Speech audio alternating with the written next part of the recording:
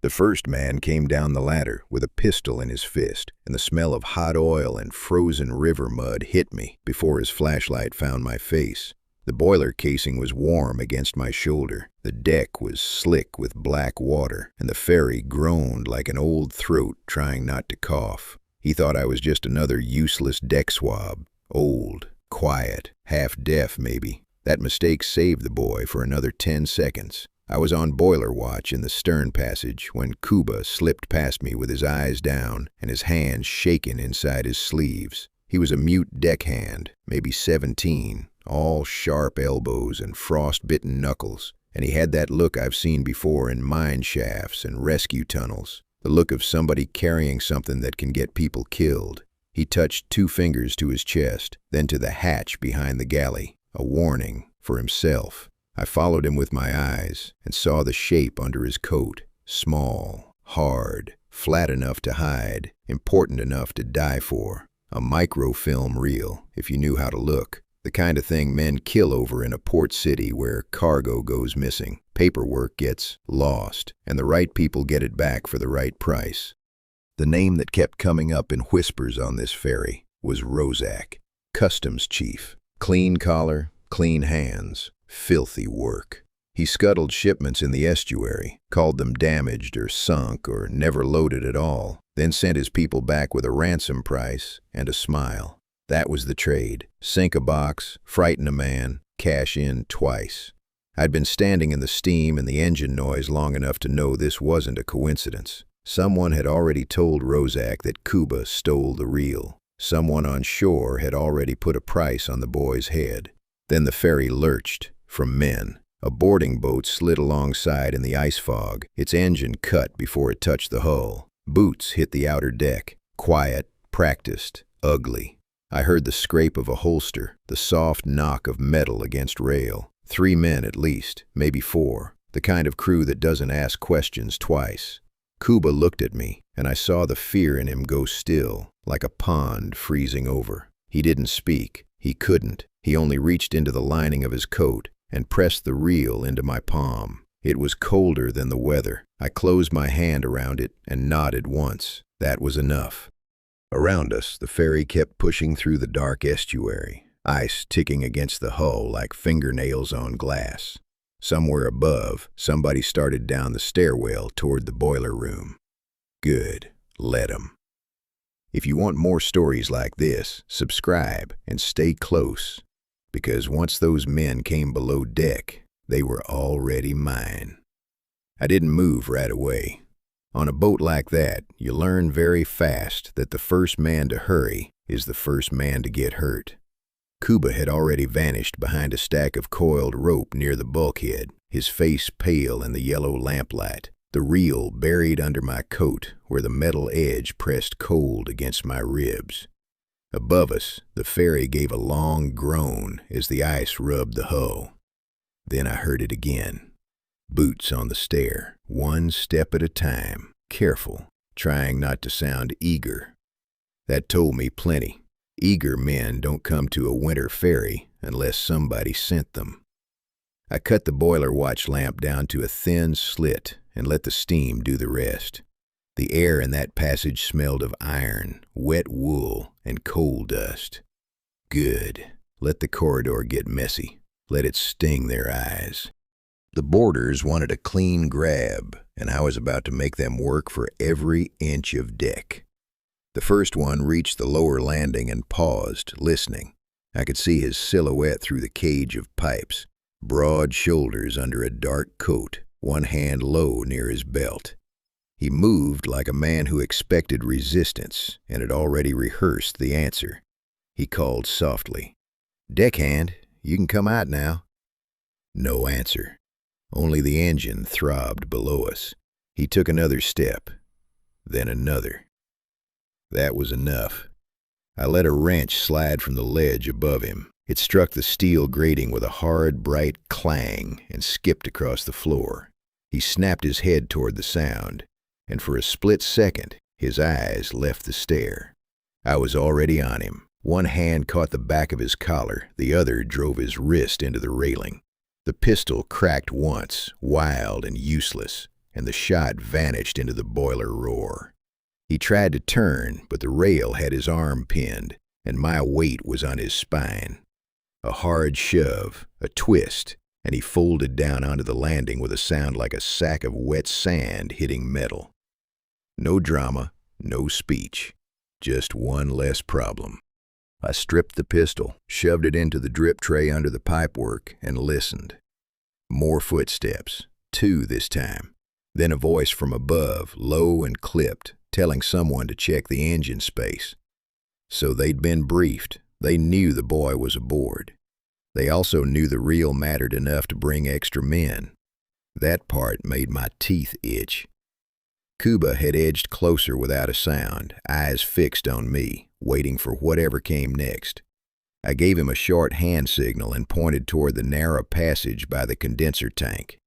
He slipped away at once, light on his feet despite the fear.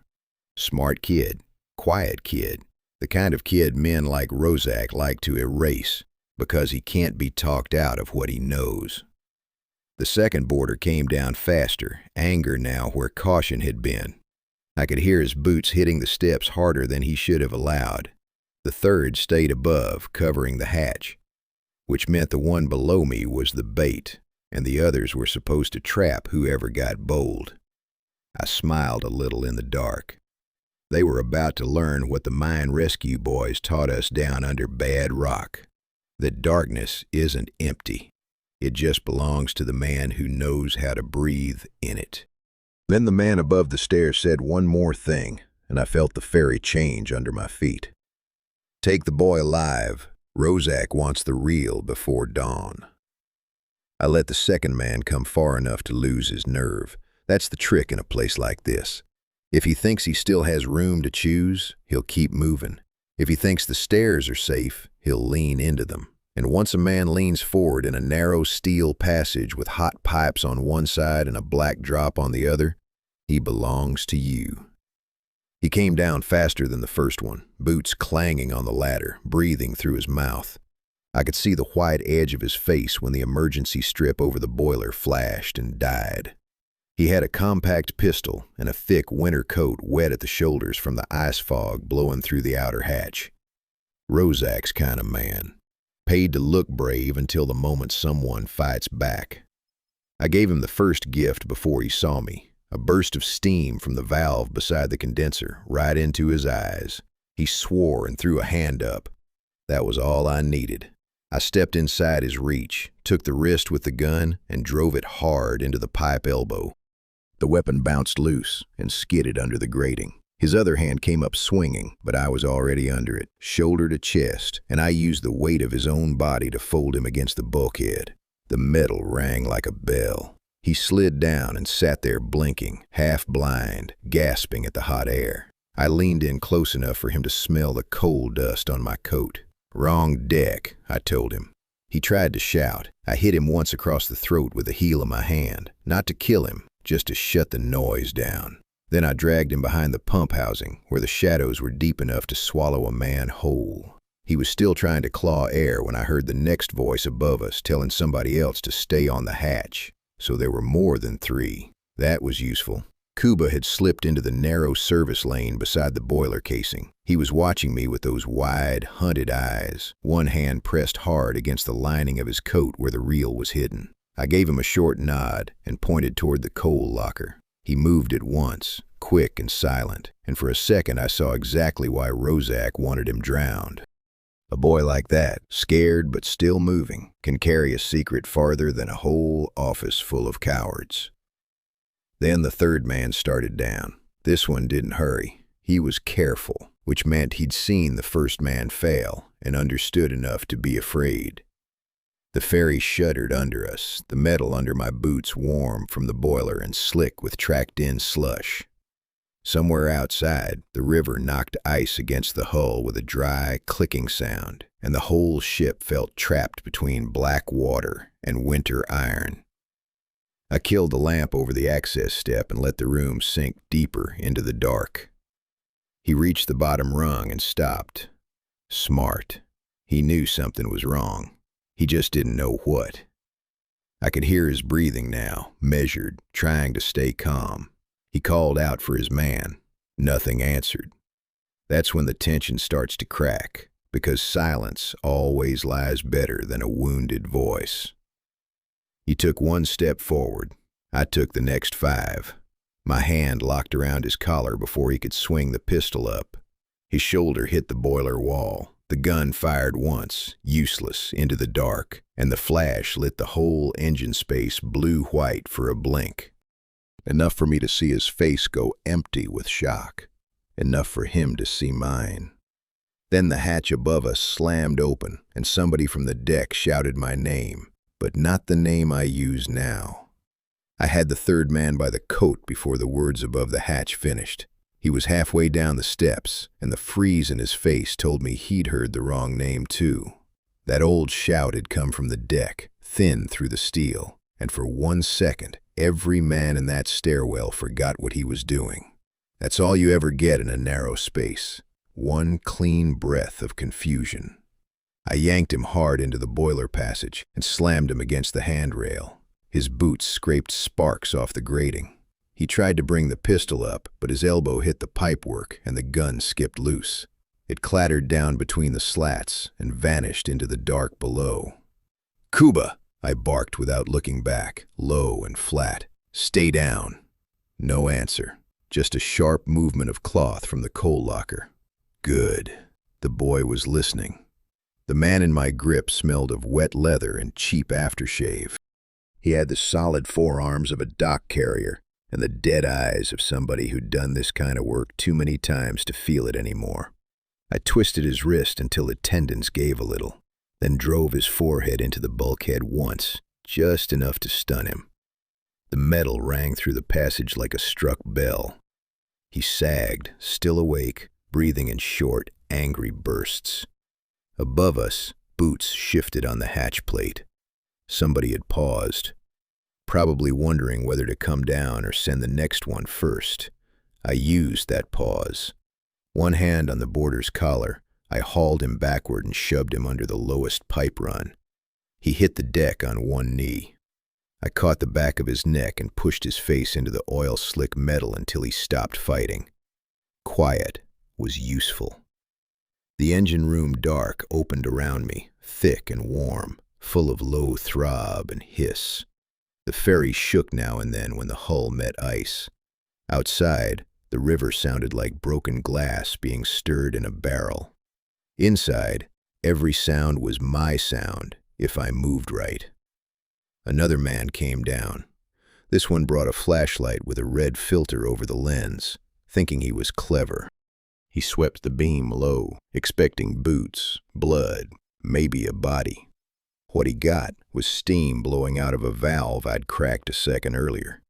White cloud rolled across the floor and climbed his legs. He cursed, lunged, and swung the light around too fast. That was the mistake.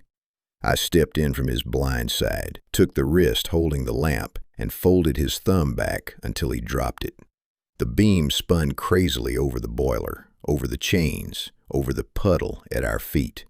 Then I hit him twice, fast and close, once in the ribs to fold him, once under the jaw to finish the thought. He went down heavy all at once, like somebody cut his strings. For a second, nobody moved. Then the man above the hatch called down, "What's happening?" He was close enough now that I could hear the edge in his voice. Fear. The first honest thing I'd heard from Roszak's people all night. I looked toward the coal locker where Kuba was hidden, then toward the ladder, and I felt the ferry tilt under my boots, as if the whole ship knew what was coming next. Because somebody else had just stepped onto the deck above us, and this time he wasn't looking for me. That shout from the deck changed the rhythm of the whole ship. The man in front of me heard it too, and his eyes went wide for just a beat. That was the crack I needed. I drove my forearm under his chin, shoved him back into the boiler casing, and used the recoil to turn his own body between me and the ladder. If the man above wanted a target, fine. I'd give him one he could trip over. "Kuba," I said, not loud, just enough to carry. "Don't move." I didn't need to look to know the boy was still down in the coal shadow. He had the kind of silence that stays put when the world starts breaking. The boarder in my hands tried to get leverage with his knees. I hooked his ankle with mine, swept his leg out, and let him drop hard onto the steel deck. Then I pinned his wrist, pulled the pistol clear, and tucked it under my belt without taking my eyes off the hatch. No wasted motion, no speeches. On a ferry like this, every second is a bad deal. Up above, boots shifted. Somebody laughed once, not because anything was funny, but because men like that laugh when they're nervous and don't want the others to hear it. Then came the sound of a flashlight clicking on, followed by the scrape of metal against metal as they worked the hatch plate loose. They were coming down. Good. I stepped away from the boiler and into the narrow strip of darkness beside the engine bulkhead. The ship breathed around me, warm and greasy, full of low vibration. Steam hissed through a cracked joint overhead and drifted down in a thin, white veil. I let it hang, let it hide my hands, let it make the stairwell look emptier than it was. The first boot reached the ladder rung, then a hand, then the top of a coat. The man came down slow, trying to keep his balance, face turned toward the passage, flashlight lowered so he wouldn't blind himself. He saw the body on the floor and froze. That's when I hit him, a hard drive with the heel of my hand into the side of his neck, right where the muscle softens. He folded sideways without a sound. I caught his shoulder before his head could crack the grating and eased him down, because noise was the only thing they still had on me. A second man leaned into the opening above, asking what was wrong. I heard the edge in his voice now, the real edge, not the show they use on the dock. He was starting to understand that the ferry had stopped being theirs. I dragged the new body behind the condenser tank and looked toward the ladder. Kuba was still there, half hidden, eyes fixed on me. He lifted 2 fingers, then pointed toward the side corridor. Something in that gesture made my stomach go colder than the river. Because he wasn't pointing at the boarders. He was pointing past them, toward the far end of the deck, where the ferry lanterns shivered in the ice fog, and another shape had just appeared at the open hatch. A shape carrying a priest's satchel. The old man with the priest's satchel wasn't supposed to be there. That was the first thing I knew. The second was the way he staggered when the ferry rolled, one hand braced to the wall, the other clutching the strap like it was keeping his ribs together. He had a gray scarf tucked under his coat collar, rain on his sleeves, and the kind of face men get when they've already spent too long in pain. He looked straight at me. At me. Then his knees buckled. I caught him before his head hit the deck. The satchel slipped open, and I saw a folded cloth, a small flask, and a handkerchief stained dark at one corner. His mouth moved once, but no sound came out, just breath, thin, wet, and bad. "Keep him breathing," I said to Kuba, and pointed to the bench by the bulkhead. The boy hurried over without hesitation. Good. That meant the world hadn't broken him yet. I got the chaplain onto the bench and pressed 2 fingers to his neck. Pulse, weak and fast. He had the look of someone who'd dragged himself through the wrong kind of night to get here. A harbor man, maybe. The kind who hears confessions in cold rooms and doesn't ask for names twice. Behind us, one of Roszak's men was trying to crawl out from under the pipework where I'd left him. I heard the scrape of a boot, heard the grunt of effort, then a curse, low and furious. He was back on his feet too soon. I stepped into the passage and met him halfway. He came at me with a knife now, not the pistol. Smart enough to know the gun was gone, dumb enough to think steel at arm's length changed the odds. He slashed high. I caught the wrist with my left hand, hit the inside of his elbow with my right, and the blade fell loose. He tried to headbutt me. I turned him into the bulkhead and drove his own shoulder into the edge of the valve casing. He folded with a choked sound and slid down out of the fight. No wasted anger, just enough force to end the argument. When I came back, the chaplain had one eye open and was trying to focus on the boy. Kuba was kneeling beside him, holding a cup of water with both hands. The ferry lantern above us rocked with every ice bump against the hull, and the light kept going yellow, then white, then yellow again. The chaplain's gaze drifted to my chest, the place where I'd hidden the reel earlier under my coat. He raised one shaking finger and tapped his own satchel. That stopped me. I looked at him. He gave the smallest nod you can imagine. Not sure, just enough. I leaned closer because the engine noise made everything else feel far away. "You know what's in it?" His lips parted. The words came out rough, almost gone. "I know who will bury it." Kuba looked from him to me, alarm on his face. He didn't like that answer. Neither did I, because if the chaplain was carrying the reel, that meant he was already part of the chain Roszak wanted broken. And then, from somewhere above the deck, came the hard thump of running boots. Not one man this time, several. They were moving fast, and they were coming straight for the ladder beside us. Those boots upstairs were already on the move by the time the chaplain got his breath back. I hauled him and Kuba into the narrow maintenance recess behind the boiler jacket, where the heat was still strong enough to fog the air and the pipes rattle under your palm. The door there was meant for a fitter with grease on his hands, not for men trying to disappear, but it gave us one thing the deck didn't: a wall on 3 sides and only one way in. The chaplain leaned there with his satchel open in his lap, face gray under the lamp spill. He was sweating despite the cold, and every breath came with a rough little catch at the end, like his ribs had been arguing with him for hours already.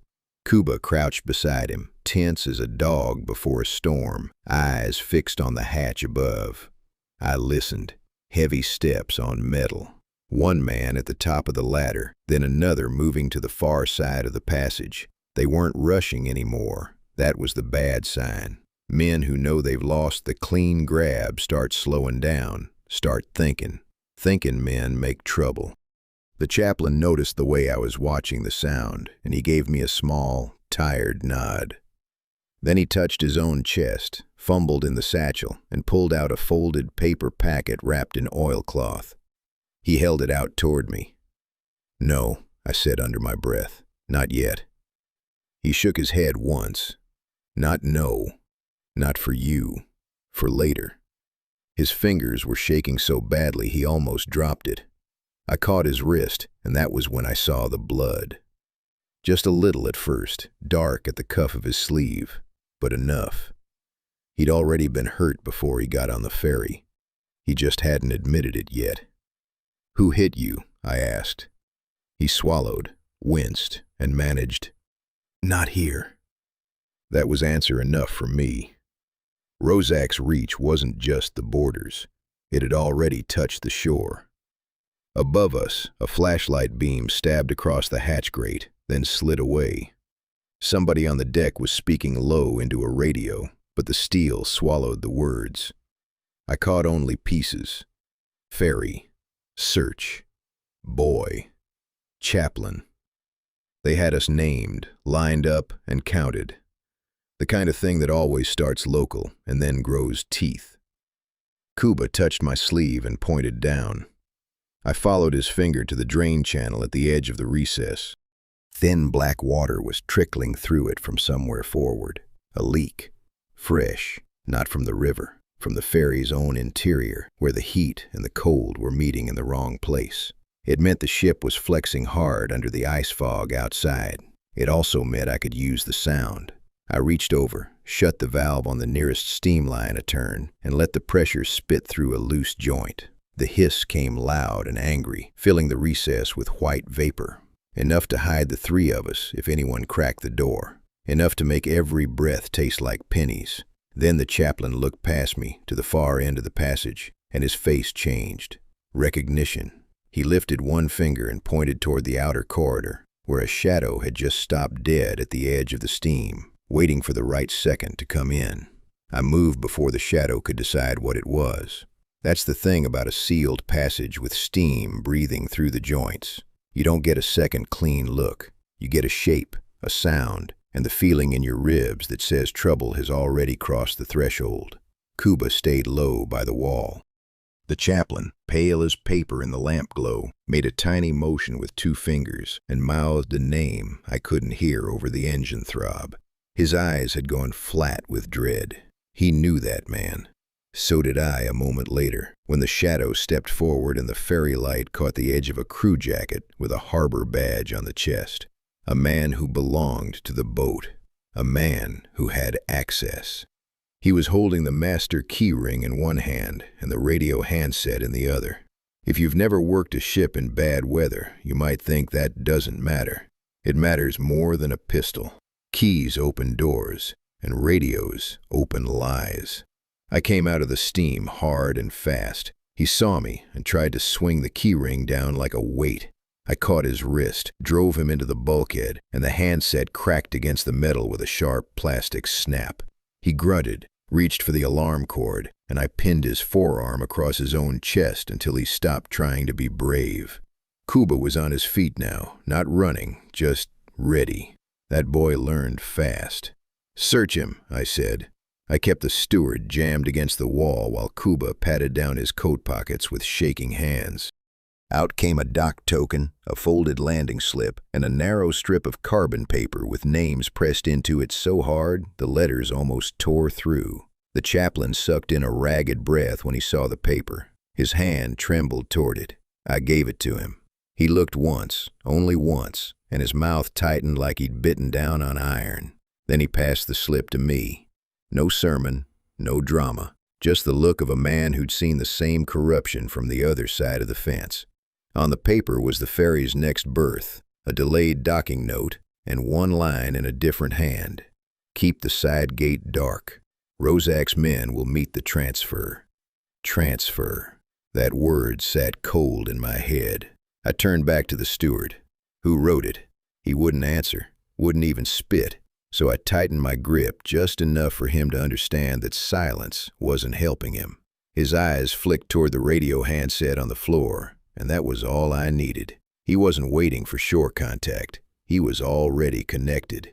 The radio cracked once, a burst of static. Then a voice came through under the hiss, distant and ugly and calm. "Report. Is the priest secured?" The steward went white. Kuba froze. And the chaplain, still leaning on the bench with blood on his cuff, whispered one word that made the skin at the back of my neck go cold. "Too late." I killed the radio in one motion, and the little recess went quiet except for the ferry's engine beating through the floorboards. The chaplain closed his eyes for a second, like the voice itself had struck him. When he opened them again, there was no confusion left in his face. Only fatigue. That kind of tired you get after too many winters and too many names you weren't supposed to hear. "Harbor office," he whispered. "Not the street crew." That mattered. A lot. It meant Roszak wasn't just buying muscle at the edge of the quay. He had the harbor turned over too, same as a pocket with both sides stitched shut. I glanced at the steward on the deck, then at Kuba crouched by the wall with his jaw clenched so hard I could see the muscle working in his cheek. The boy was watching every move I made. Good. He'd need that habit before this ferry touched shore. I pointed to the maintenance hatch behind the condenser line. "Take him there," I told Kuba. "Keep him low. If anyone comes down, don't run. Hide." Kuba nodded once and helped the chaplain stand. The old man took one step, then another, each one careful, as if the floor might buckle under him. The oilcloth packet in his satchel pressed hard against his ribs. He was guarding it like a wound. The ice fog outside had thickened enough that the lamps at the windows were only pale smears now. The air in the passage smelled of steam, wet rope, and old paint burned by salt. I shut the valve on the closest line halfway and let the hiss build. That noise would cover footsteps. It would also keep anyone topside from hearing what happened down here. Then I moved the steward. He'd stopped pretending to be helpless, tried to twist free when I hauled him back by the collar. So I put him face first against the wall and stripped the key ring off his belt. Dock keys, passenger keys, a brass tag for the side access gate, and a little folded card tucked into his sleeve with one line written on it. "Hold the berth until transfer." No names. They didn't need names. Dirty men hate paper with names on it. The first boarder came down 3 seconds later, just like I expected. He didn't see the steward right away. He saw steam, then shadows, then me. He was calling for the priest before he even reached the bottom rung. I let him take one more step. Then I caught his ankle with my boot and drove him flat on his back. His shoulder cracked off the grating with a wet metal sound. Before he could draw breath, I had the edge of my forearm across his throat and the radio pressed under my palm. His fingers clawed once at my sleeve, then went slack. The handset was still live, static, a breath. Then a voice from shore, flat as a ledger page. Report. Side gate stays dark. Customs truck waits by the church road. If the boy is with the priest, split them. Kuba went still at that. So did the chaplain. There it was. A ferry problem. Just a grab. They had a church road, a customs truck, and a plan ready to divide the old man from the boy before anyone could carry the reel anywhere useful. The same voice added one more thing, and I felt my stomach tighten. Roszak wants Kuba alive. The name came out clean. Too clean. That meant they knew exactly who the boy was and exactly what he carried. I looked toward the hatch, toward the steam, toward the black narrow lane that led deeper into the ship, and I understood something ugly. Somebody on this ferry had already told them where we were. I killed the radio in one motion, and the little recess went quiet except for the ferry's engine beating through the floorboards. The chaplain closed his eyes for a second. Like the voice itself, it struck him. When he opened them again, there was no confusion left in his face. Only fatigue. That kind of tired you get after too many winters and too many names you weren't supposed to hear. Harbor office, he whispered. Not the street crew. That mattered a lot. It meant Roszak wasn't just buying muscle at the edge of the quay. He had the harbor turned over too, same as a pocket with both sides stitched shut. I glanced at the steward on the deck, then at Kuba crouched by the wall with his jaw clenched so hard I could see the muscle working in his cheek. The boy was watching every move I made. Good. He'd need that habit before this ferry touched shore. I pointed to the maintenance hatch behind the condenser line. Take him there, I told Kuba. Keep him low. If anyone comes down, don't run. Hide. Kuba nodded once and helped the chaplain stand. The old man took one step, then another, each one careful, as if the floor might buckle under him. The oilcloth packet in his satchel pressed hard against his ribs. He was guarding it like a wound. The ice fog outside had thickened enough that the lamps at the windows were only pale smears now. The air in the passage smelled of steam, wet rope, and old paint burned by salt. I shut the valve on the closest line halfway and let the hiss build. That noise would cover footsteps. It would also keep anyone topside from hearing what happened down here. Then I moved the steward. He'd stopped pretending to be helpless, tried to twist free when I hauled him back by the collar. So I put him face first against the wall and stripped the key ring off his belt. Dock keys, passenger keys, a brass tag for the side access gate, and a little folded card tucked into his sleeve with one line written on it. Hold the berth until transfer. No names.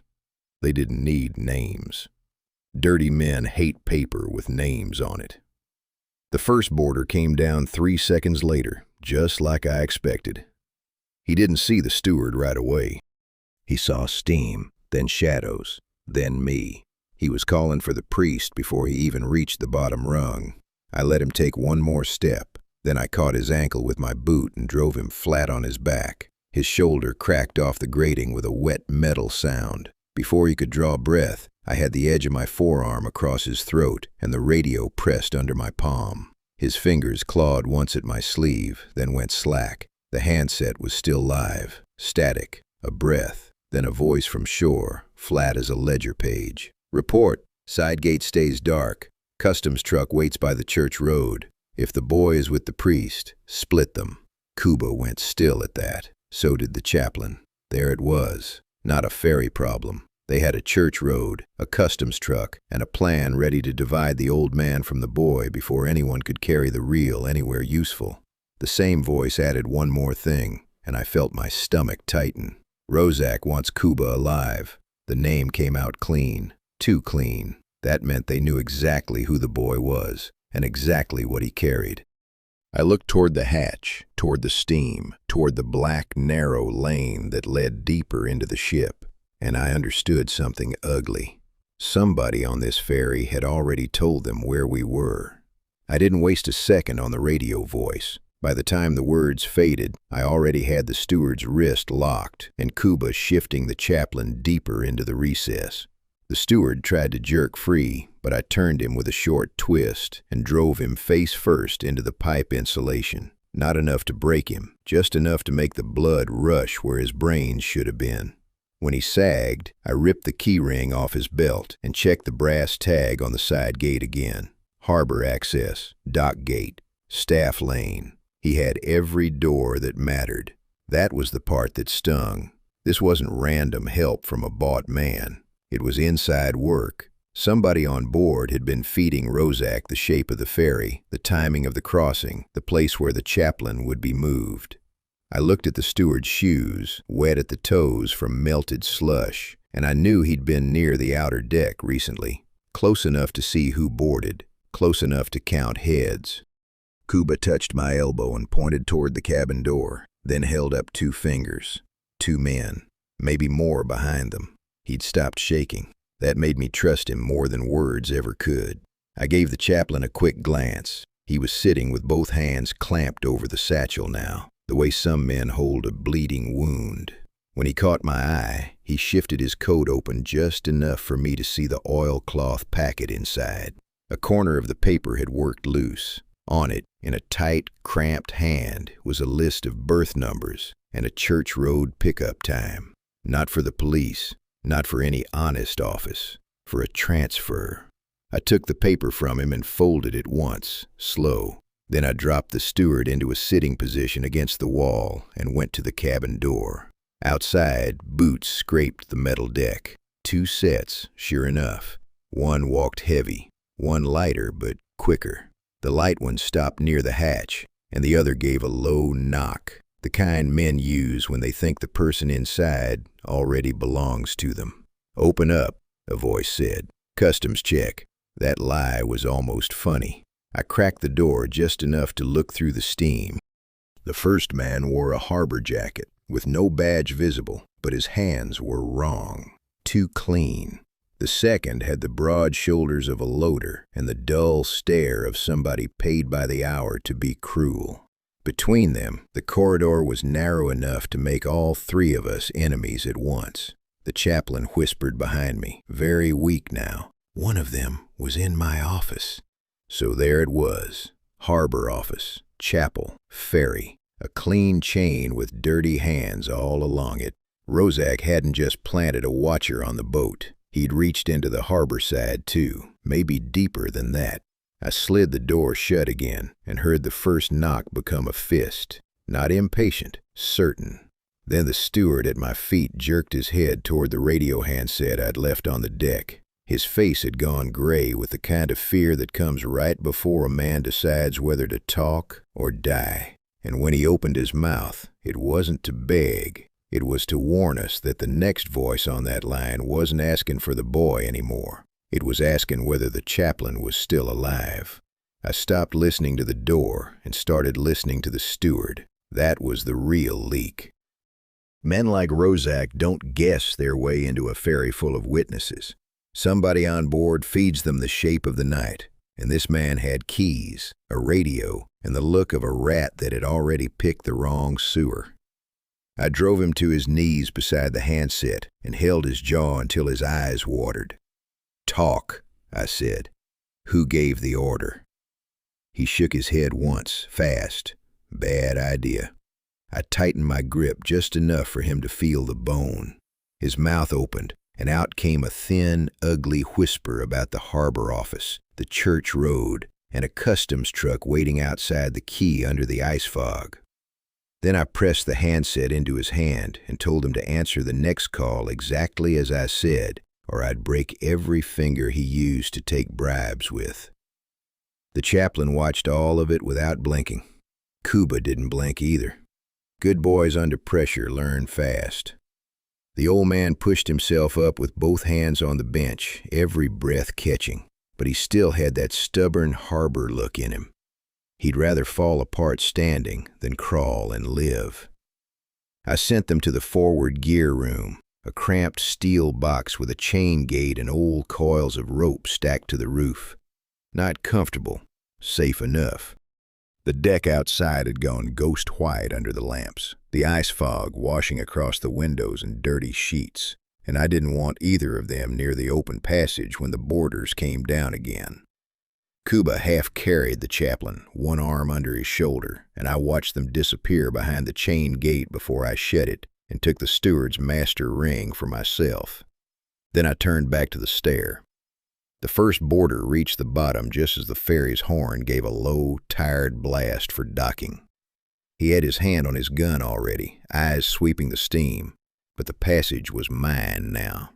I let him step into the light, then slammed the steward's shoulder into his chest and drove both men back into the bulkhead. The boarder's head cracked the metal frame, not enough to drop him clean, enough to make him lose his hands for a second, and a second was all I ever needed. I took the radio from the steward's pocket, keyed it, and spoke in the calmest voice I had. "Control, the priest is secured and the boy is still hidden. Repeat, still hidden." Static, then shore noise, tires on wet gravel, a door slammed somewhere. Someone on the other end cursed softly, then gave the answer I didn't like at all. "Keep him alive. Roszak is on the key." That pulled the room tight. Not his men, him. Close enough now that the harbor air, the truck exhaust, the dock lights, all of it mattered. Close enough that the ferry wasn't carrying a secret anymore. It was carrying a handoff.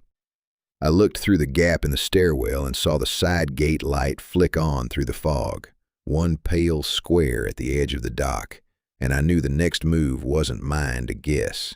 It was already waiting for me on shore.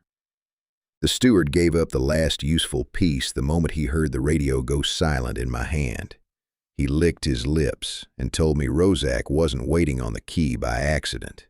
The customs truck on the church road was the signal point, he said, and the side gate light would stay dark until the ferry horn sounded twice. Then the boarders would move in under the ice fog, fast, like they belonged there. He talked with his eyes on the floor, the way a man talks when he's trying not to die too early. I leaned close and made him look at me. Who else is on shore? His mouth worked once. Harbor office clerk, 2 customs men. Maybe Roszak himself. Maybe. That was the word that always carried a knife in it. I handed Kuba the chaplain's satchel and told him to get both of them into the forward gear room again, behind the chain gate. The old man was too weak to argue, but he reached out and touched my wrist before he went. Just once. Not a blessing. A warning. He knew what was coming and didn't want me walking into it blind. When they were gone, I moved to the forward porthole and wiped a strip of fog from the glass with my sleeve. The quay came into view in pieces. Yellow dock lamps, white breath from the river, a customs truck with its engine running, exhaust curling low over the snow-stained planks. 2 figures near it in dark coats, both smoking, both watching the ferry like men counting money. The side gate was there too, half lost in the mist, exactly where the steward said it would be. Roszak's people had already set the table. I checked the stern line and found what I needed. The rope had been run too tight for the ice. Good. If I loosened it at the right moment, the ferry would shift a handspan when we made contact, enough to throw off anyone trying to board in a hurry, enough to make a man miss his first step if he trusted the dock more than the ship. I worked the knot loose with numb fingers and kept my ear on the corridor. Boots. Another pair now, moving from the outer deck toward the stairs. They were coming back down. I keyed the radio once, held it close, and let the steward answer for me with a voice that sounded like fear wearing a uniform. "Priest is in the forward room," he said. "Boy, too. Waiting on orders." The reply came at once, flat and irritated. "Keep them there. Roszak wants to see the chaplain first." That was the first real mistake they'd made all night. They still thought they were in control of the order of things. They still thought a room and a door made a cage. I looked at Kuba through the half-open chain gate. He had the microfilm reel hidden again, pressed under the chaplain's coat now, and the old man was breathing through clenched teeth, one hand braced on the bulkhead. I gave them both a single nod. Then the ferry horn blew wasn't, and low, long and low. Outside, one of the men on the quay straightened up. The second took a step toward the ferry, and through the fog I saw a third shape finally leave the truck and walk into the docklight. A tall man in a dark coat, one hand in his pocket, the other lifting slowly as if he already owned the whole harbor. Roszak had come to the door at last, and the side gate started to open. Roszak on the quay was bad enough. What turned my gut was the way the side gate started to swing open with nobody on the deck giving the order. I shoved the steward back against the wall and told him to keep his eyes down.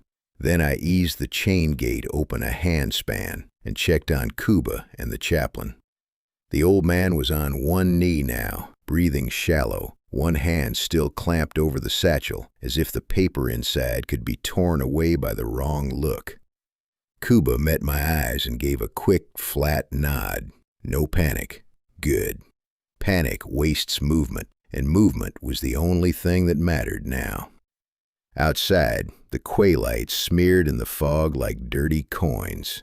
Roszak stood where the ferry's side lamp could just catch him, a tall shape in a dark coat, one hand lifted to shade his eyes, the other buried in his pocket. Not in a hurry. Men like that never are. They expect the world to come to them. Beside him, one of the customs men was already stepping up to the gate with a dock hook in his fist, and behind them, the truck sat breathing exhaust into the ice-cold air. I listened to the chaplain behind me. He made one soft, ugly sound that almost got lost in the engine noise. "Who is it?" I asked. He swallowed and pointed with two fingers toward the gate. "The harbor clerk," he said. "He comes to my office every Thursday." That was new. That was worse. The man at Roszak's shoulder was one of the church men, a bell ringer maybe, a record keeper, one more clean face with dirty hands. I looked back at the steward, then at the quay, and all at once the whole thing snapped into focus. The priest, the church road, the berth list, the pickup time. It was a ritual. They'd been moving money, cargo, and witnesses through the same doors until nobody noticed the doors anymore. The ferry horn sounded again, low and tired, and that was my cue. I reached to the stern line I'd loosened earlier and gave it one hard tug. The rope jumped free half an inch. Not much. Enough. The ferry settled with a slow side drift against the dock, just as the first boarder planted his boot on the gangway. His weight shifted wrong. The plank slid. He windmilled once, trying to save himself, and I was there to meet him. My shoulder hit his chest and sent him backward into the man behind him. Metal rang. A shoulder caught the railing. Somebody swore. Then the dock hook went skidding across the wet boards and vanished under the ferry lip with a splash. I drove my elbow under the first man's jaw, felt it give, and used his body to block the next step up. Behind me, Kuba pulled the chaplain deeper into the gear room. On the quay, Roszak's head turned sharp at the sound. For the first time all night, I saw annoyance crack through him. Not fear. That would have been useful. Annoyance meant he still thought this could be corrected. Then the harbor clerk looked up at the ferry, and the chaplain made the smallest sound I'd heard from him yet. A raw little breath that meant he had recognized the face, too. The first man on the gangway found out the ferry had shifted under his boots too late. He stumbled, caught the rail with one hand, and I hit him from the side with my shoulder before he could get a clean grip on the deck. The plank jarred under the impact. Ice water slapped up through the gap between hull and dock, cold enough to bite through leather. The second man behind him cursed and tried to push through, but there was no room now. The ferry had drifted exactly where I wanted it, half a handspan off the quay, and that small mistake turned the whole boarding into a choke point. That's the kind of thing a lot of people never understand. You don't always need force. Sometimes you just need the other man to step in the wrong place. Behind me, Kuba got the chaplain deeper into cover. I heard the old man breathing like a broken bellows, but he was still moving. Good. I needed him alive and steady because the harbor clerk on the quay was still there, and the chaplain had already seen his face. I shoved the first boarder sideways into the second and took both of them into the rail. One lost his footing and dropped to a knee. The other went for his radio. Bad move. I grabbed the wrist, drove it down hard, and the handset cracked against the dock planks.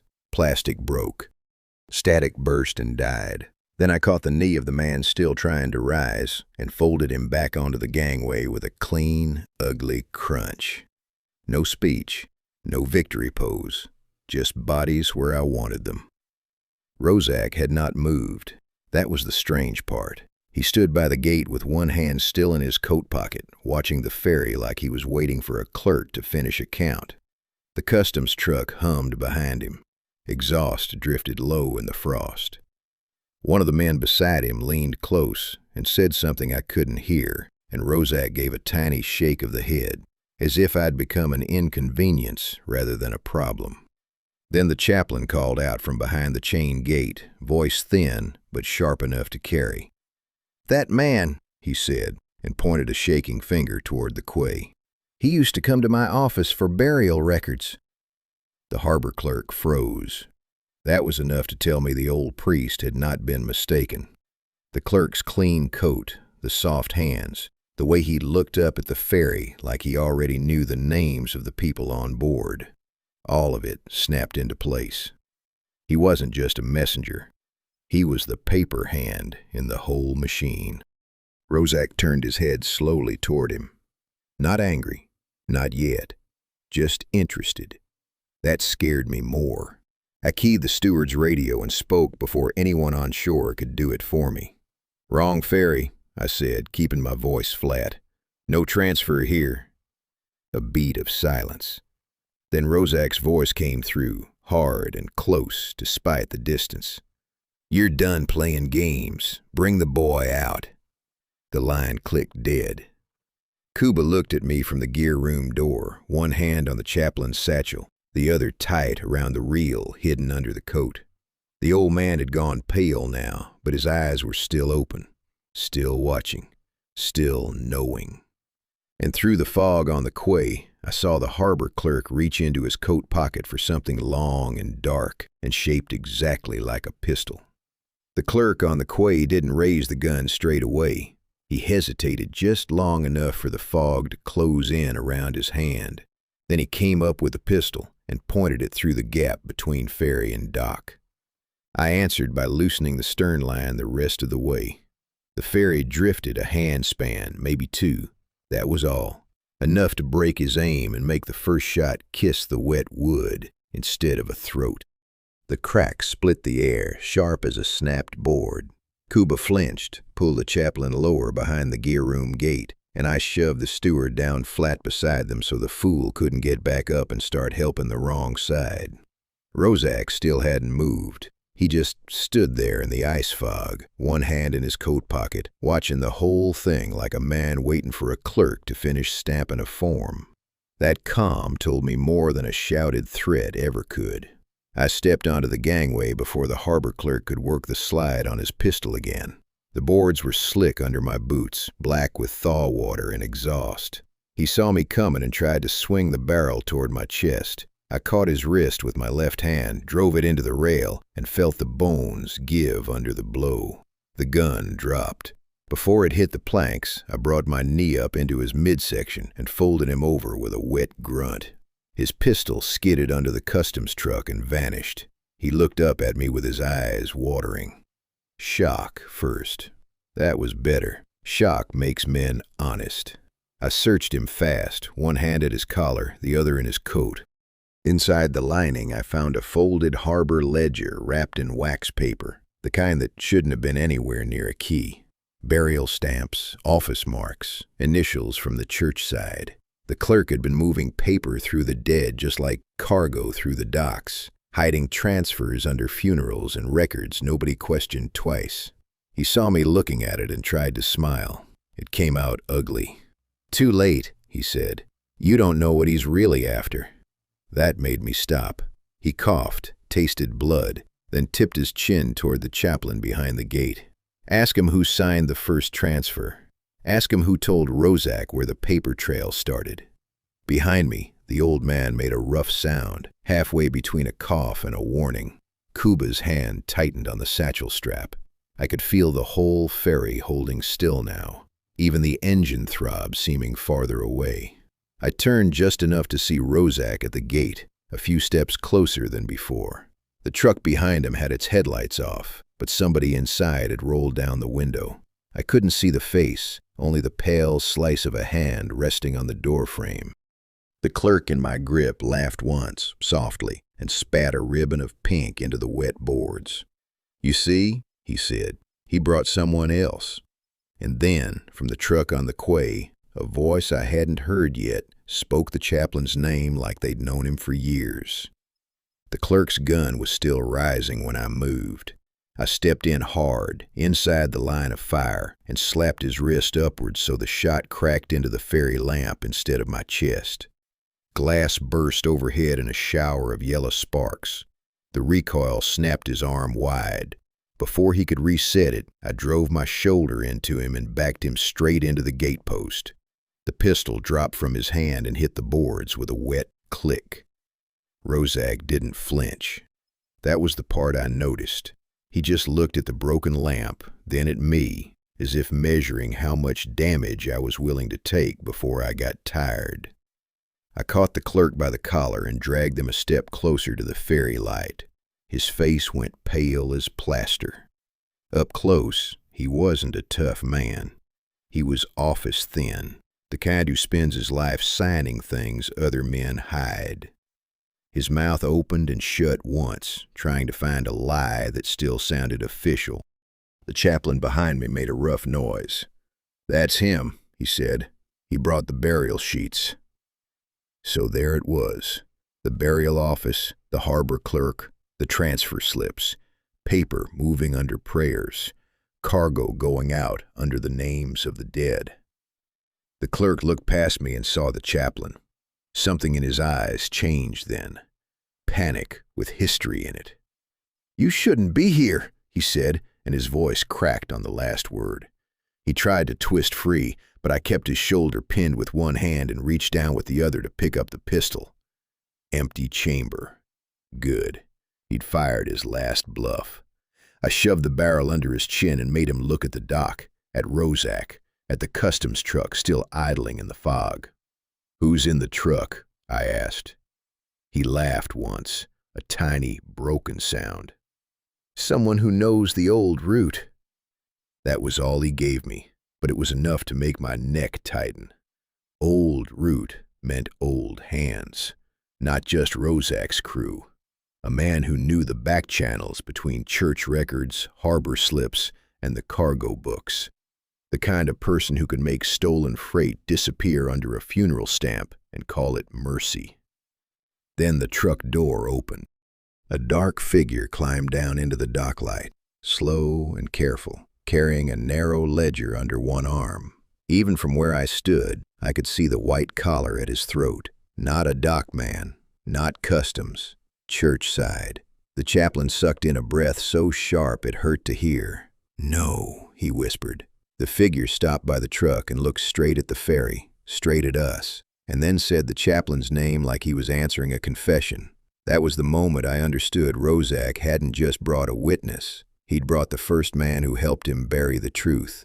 The face in the truck window was one I had not counted on. That was enough to pull the fight sideways. I kept the harbor clerk pinned with my left arm while I watched the new man step down from the cab, narrow ledger under one arm, white collar at his throat, the kind of collar that made lies look holy until you got close. He stood in the dock light with the calm of somebody arriving late to a meeting he helped schedule. The chaplain made a sound behind me. Not loud, worse than loud. Recognition. "Father?" Kuba whispered. The new man didn't answer Kuba. He looked past the ferry, past me, straight at the old chaplain in the gear room, and the corners of his mouth moved like he was settling a debt. I felt the clerk under my hand go stiff as wire. So this was the second half of the church side. Not a collector, not a porter, a priest, or what passed for one when the coats were clean and the hands were dirty. I shoved the clerk hard into the ferry rail and stepped onto the gangway again. The boards were slick with a film of thaw water and diesel soot, and the cold coming up through them bit through my soles. Roszak still hadn't moved. He didn't need to. Now he had 2 men on the dock and 1 inside the truck, and that was enough to make the night feel smaller. "Stay with the chaplain," I told Kuba without looking back. "Do not let go of the satchel." He nodded once and pulled the old man farther into cover. The priest on the dock lifted the ledger a few inches, as if to show me he wasn't afraid of losing paper. Then he said the chaplain's name again, softer this time, like a man trying to calm a dog before kicking it. "You should have stayed in the office," he said. The old man in the gear room went pale enough to disappear into the steam. He braced one hand on the bulkhead and looked at me, not for help, but for timing. That's what men like him do when the end is already at the door. They don't ask if it's coming. They ask how long they have to stand. I gave him 1 second. Then I moved. The harbor clerk came at me from the left with the empty hand, trying to make room for the gun with the right. He was better than he looked, but that still wasn't saying much. I ducked inside the swing, took his wrist, and drove the edge of his forearm into the dock post. Bone jolted. The pistol fired once into the fog, wide and useless. I tore it free, hit him in the mouth with the butt, and felt a tooth crack under the impact. The priest had already backed toward the truck, smart enough to know I'd seen him, dumb enough to believe the others could cover the retreat. On the ferry, the horn gave another tired blast. The side gate lantern flashed once through the fog, then again. Somebody on shore was signaling, not waiting, giving orders. Roszak finally lifted his head. And when he did, I saw the man in the truck window raise a hand from inside the cab. Not to wave, but to point a finger at the chaplain, like he was choosing which witness to kill first. I didn't wait for the next move to happen to me. Roszak had already turned the dock into a trap, and the only thing left was to decide which part of it I'd break first. I pushed the harbor clerk back toward the ferry rail, not hard enough to kill him, just hard enough to keep him from thinking he was a man with choices. Then I stepped into the gangway again and watched the gate. The ice fog had thickened so much it swallowed the lower half of the key. The truck headlamps made 2 pale tunnels in it, and through one of those tunnels, I saw the priest in the white collar move his hand twice. Not a blessing, a signal. That told me what I needed. The church side was watching the dock side, and the harbor chaplain behind me had gone very still. "Kuba," I said without looking back, "close the gate." The boy did it at once. Metal scraped, chain rattled. The sound was ugly, but it bought me a second. The priest on the key heard it too. He lifted his head, and for the first time, his face showed irritation instead of calm. Good. Irritated men make sloppy steps. I hit the first step before he could shout. One boarder tried to come up the plank with a hook in his hand. I caught the hook arm with my left, drove the right into his ribs, and the man folded over the rail with a wet gasp. His boots slipped. He went down into the gap between ferry and dock, not all the way under, just enough to wreck the second man behind him when they collided. The gangway bucked. Someone cursed. A gun fired, but the shot slapped into the ferry's side plate and came off uselessly. Behind me, the chaplain made a thin noise. I turned just enough to see him clutching the satchel with both hands, face gray, eyes still open. He was trying to stay standing, and I respected that. The harbor clerk had gotten to his feet again. Of course he had. Men like that rise on bad lungs and fear. He reached for the pistol he'd dropped earlier. Too late. I stepped inside his hand and put my forearm across his throat. Not a choke, a lock. Then I dragged him to the ferry wall, opened his coat, and found the ledger again. The paper was damp now, but the ink still held. Burial slips, harbor marks, a route list with the church road written in the margin, and a second name beside it, a name I hadn't seen before. I looked up. The priest on the quay had started toward the truck. Roszak hadn't moved, but the man in the cab window had. He leaned out, face half hidden, and reached for the door handle. The harbor clerk saw it too. His mouth opened, and a sound came out of him that was halfway between a laugh and a plea. "You don't know," he said to me. "You don't know who's in that cab." I already knew enough to hate the answer. Then the chaplain behind me spoke, and his voice, rough with pain, cut clean through the engine noise. "It's the man who signed the first burial transfer," he said, "the one that started all this." I turned toward him and saw the realization settling on his face like ash. Not surprise, shame. He knew the name before he said it, knew it and feared it. And then the cab door on the quay opened. A hand came out first, holding a small black pistol. After that came a shoulder, then a face I'd only seen in part until now. The man in the truck window, stepping into the dock light with the white collar still neat at his throat. He looked straight at the chaplain and said his name like a debt finally due. Roszak smiled for the first time all night, and the priest beside the truck pointed the pistol at the ferry's forward gear room. Kuba. I didn't let the priest keep his aim. I shoved the harbor clerk sideways into the ferry rail, drove my boot against the gangway plank, and the whole board shifted under the dockman's feet. His pistol jumped, fired into the fog, and the report cracked off the truck door like a whip. The shot missed Kuba by a body length and punched a hole in the sidelight instead.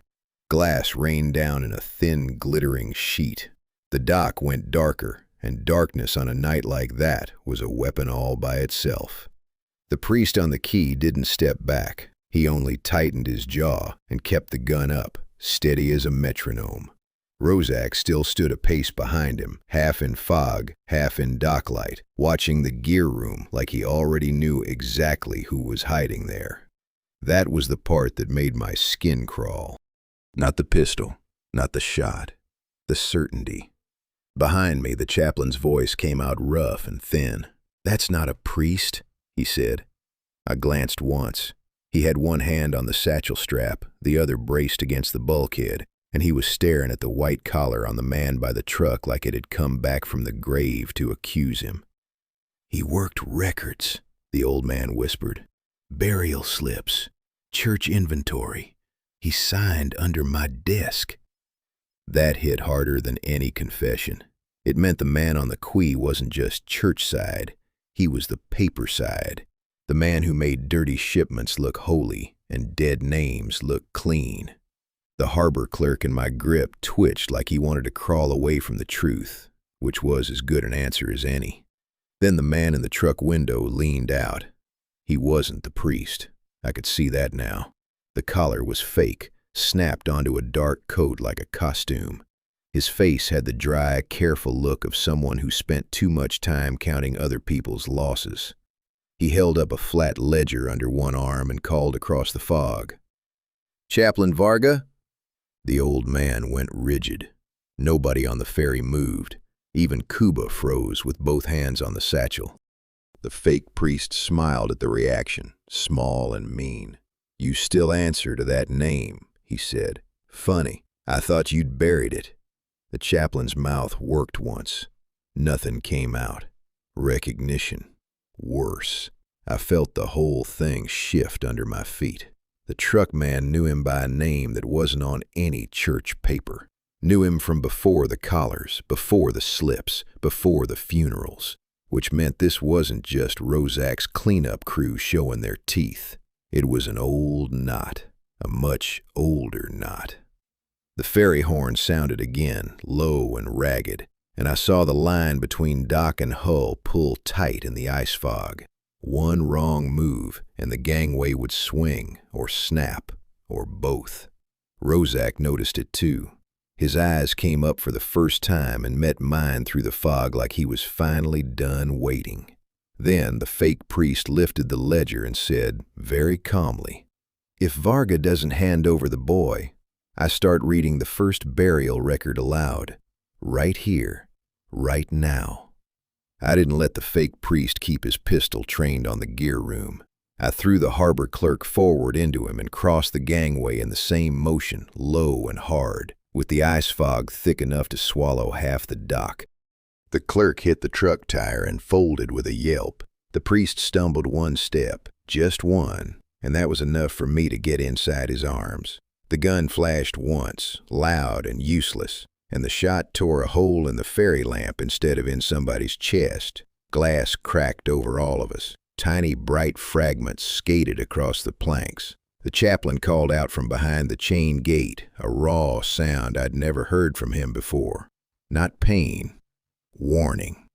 "Don't let him read it," he rasped. That told me the ledger mattered more than the gun. So I hit the priest's wrist, hard enough to numb the hand, and the pistol bounced off the dock and slid under the truck. He tried to grab my coat with the other hand, but his collar was a lie, and his grip was weak. Office hands, not dock hands. I drove my forearm under his chin and shoved him back against the truck door until the metal rattled. Kuba had the chaplain by the elbow, keeping him upright. The boy's face was white, but his eyes were locked on the dock, sharp and fixed. He was learning what the night cost. Good. There's no better teacher. The fake priest's ledger fell open in the slush between us. I caught a glimpse of the page before the wind curled it shut again. Names. Burial entries. A date from years back. And beside one name, a note in the same hand as the route list. Transfer approved by Father Varga. The old man behind me made a broken little breath when he saw that line. So that was the trick. Not just cargo, not just money. They'd been laundering people through the church records and burying shipments under the dead. If a body never existed on paper, nobody asked where the load went. It was clean, evil with a stamp on it. Roszak stepped closer through the fog, and for the first time, his face stopped looking amused. He saw the ledger open on the ground. He saw the chaplain standing there with the truth in his hand. Then he looked toward the truck window, and that's when I realized the man inside had been waiting all along. A hand came up from the cab, slow as a guillotine, not waving, pointing, at Kuba, at the satchel, at the reel. My whole body went cold. I kicked the ledger into the slush, grabbed the fake priest by the coat, and hauled him around to use him as cover. Roszak's smile was gone now. In its place was the look of a man who's just seen the floor give way under his own house. The priest in the cab leaned out farther, gun already lifting, and the chaplain's eyes found mine through the ice fog. He knew that face too. And then he said the name on the first burial transfer aloud, clear as a bell, right into the dock air. The shot never came clean. It slapped into the ferry's side instead, and the whole dock rang with it. I used that beat of confusion to move. The harbor clerk was still in my grip, the fake priest still in front of the truck, and Roszak's men had to decide which one of us they meant to kill first. That's all I ever need from men like that. A choice. A bad one. I hauled the clerk backward, put his body between mine and the dock, and fired one elbow into the side of his neck. He dropped hard to his knees. The ledger slid from his hand and landed open in the slush. One page caught the ferry light. Burial transfer, church record. Another line in the same hand as before. More names below it, all washed out by spray. Kuba saw the page too. His face changed just for a second. Anger. Good. Anger keeps a boy upright. The chaplain pushed past the chain gate a half step, and I stopped him with a look. He didn't need more than that. The old man understood the dock was about to turn ugly. He was breathing hard now, one hand braced on the frame, the other still clutching the satchel where the reel sat hidden under his coat.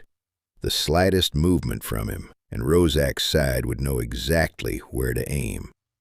The fake priest on the dock tried to use the chaos. He leaned toward the truck cab and shouted something to the man inside. The answer came back too calm, too low. Then the cab door opened. A second priest stepped down. That was the thing nobody had told me about tonight. There were two of them on shore, one in front, one in the truck. The first with the ledger, the second with the pistol.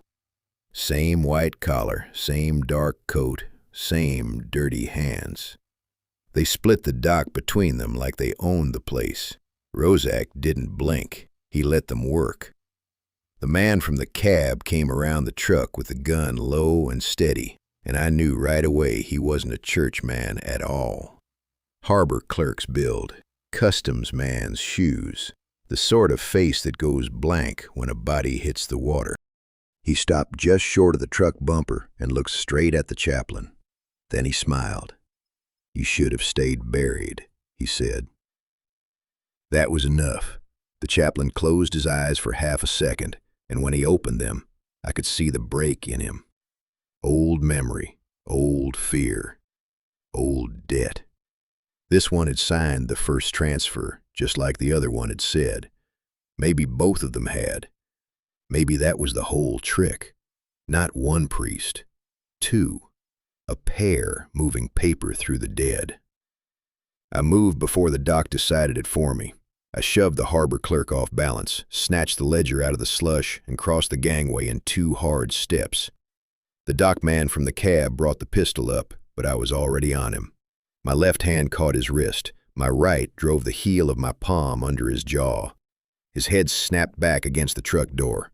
The gun went off into the roof of the cab, blasting a hole in the metal lining and showering sparks into the seat. Roszak finally stepped forward. Not fast. Never fast. He didn't need speed. He had men for that. What he had now was the look of a man who'd lost control of the room and knows it. The ice fog had thickened around his boots, curling up the sides of the truck, and the side gate behind him stood half open, dark as a mouth. Then the chaplain spoke, and his voice was dead calm. "Father Varga," he said. Roszak went still, and from inside the truck cab, something heavy shifted on the floorboard, as if the man there had just reached for a second gun. I didn't let the name hang in the air for long. The chaplain had barely spoken it when I drove the harbor clerk's shoulder into the truck door and kicked the pistol clear of his hand. It skipped under the wheel arch and vanished in the slush. Father Varga, because that was the name the chaplain had whispered, flinched for the first time, and the little crack in his face told me everything. He knew he'd been seen. Roszak still stood back in the docklight, one hand low, the other open at his side like a man letting someone else do the dirty part. That calm was wrong. People like him don't stay calm unless they've got another card. "Kuba," I said, not looking around. "Keep the boy with you." The boy didn't move. He just tightened his grip on the satchel and shifted half a step in front of the chaplain. That was enough. I could hear the old man drawing breath in short, hard pulls now, the kind that say pain is winning but hasn't finished yet. Then the chaplain spoke again, and this time it was not to me. "He signed the first transfers," he said, pointing with a shaking finger at Varga. "He kept the parish register. Every Thursday he came to my office with clean gloves and a dirty pen."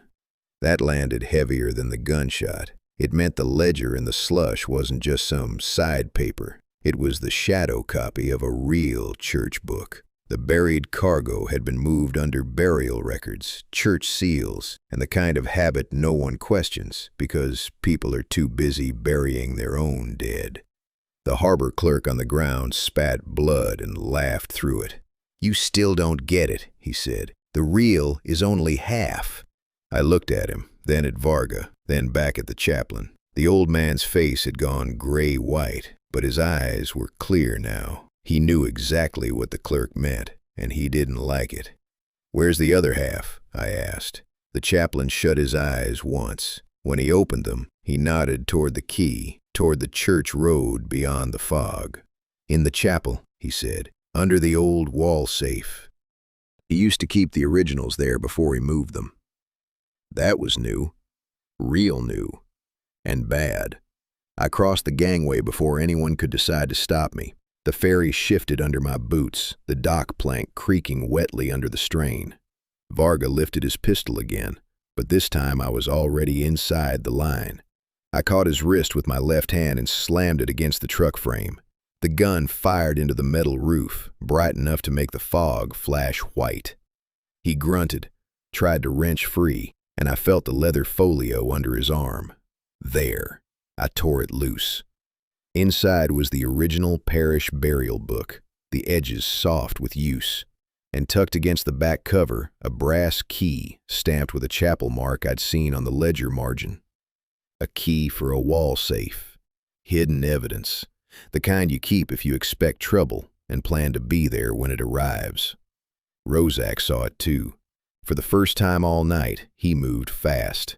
His hand came up and he barked something to the dockmen I couldn't catch over the ferry horn. The man in the truck cab reached down into the footwell, and when he came back up, his hand was holding a book of matches. He struck one. And the fake priest leaned into the open truck door and set the seat curtain burning. The match in the truck died under my boot before it could eat through the seat curtain. I slammed the fake priest against the cab door, wrenched the pistol from his hand, and smashed the ledger out of the other. It hit the wet boards and opened wide, pages fluttering in the wind like a bird trying to get off the dock. The burning cloth stank of vinyl and diesel, but the fire had no room to grow once I ripped a soaked canvas tarp off the ferry rail and slapped it over the flames. Roszak saw the whole thing. He saw the ledger, the chaplain, the boy behind the gate, and for the first time, his face went thin. The harbor clerk on the planks made a choking sound because the chaplain had said his name out loud. "Burial transfer, Thursday," the old man rasped, and pointed at the open page with a finger that shook like a bad wire. "Same stamp, same ink, same lie." That was the break, the paper. A lie can live in a coat pocket for years, but once somebody reads it aloud in the right air, it starts to rot. The dockmen around Roszak began to notice that too. One took a step back from the truck. Another lowered his chin and stared at the ledger like it might bite. The customs driver in the cab didn't move at all. I could see only half his face through the window, but I saw enough. He'd gone still in the wrong way, the way men do when they realize the night has changed underneath them. I hooked my arm under the fake priest's throat and shoved him into the truck gate hard enough to rattle the metal. "Read it," I told him. He blinked at me. "The names," I said. "Read them." He wouldn't, so the chaplain did. Not loud, just enough. He started at the top of the page and read one name, then another, and every word landed in the fog like a stone in water. The harbor clerk's mouth opened and closed. Roszak's jaw tightened. A customs man behind him lowered his gun until the barrel pointed at the dock instead of at us, which was the first honest thing he'd done all night. Kuba had the microfilm reel tucked inside the satchel again, both hands around it like it was a live coal. He looked at me once, and I nodded. Keep it safe, keep moving. The boy understood. Then Roszak did the thing I had been waiting for. He stopped pretending he still owned the dock. The man in the truck cab reached for the door handle, but the dockside customs man stepped away from the wheel well instead of covering him. Just one step, that was all. Enough to tell Roszak the machine had lost its teeth. Enough to tell the chaplain he wasn't reading to ghosts anymore. By the time the ferry horn sounded for the last time, the harbor clerk had sat down in the slush with his head in his hands, and the fake priest was looking at the open ledger like it belonged to someone else. Roszak backed into the fog with his coat collar high, but nobody followed him. Not the driver, not the customs man, not the men who'd come out of the church road. They were all looking at the page now, and at the old man holding it. A page can't haul cargo. A page can't shoot back. But a page can outlive a fire if somebody keeps reading. Dawn found us with ash on our sleeves and black water under the ferry, the dock shrinking behind us in a pale strip of fog. Kuba sat wrapped in my coat, the reel pressed against his ribs. The chaplain held the burial book on his lap with both hands, and the first page that had almost burned was still dry at the center, the ink dark and plain as if it had never feared the flame at all. If you want more stories where the dark places crack open and show what's been hiding inside, subscribe. And if a line from this one stuck with you, leave it in the comments.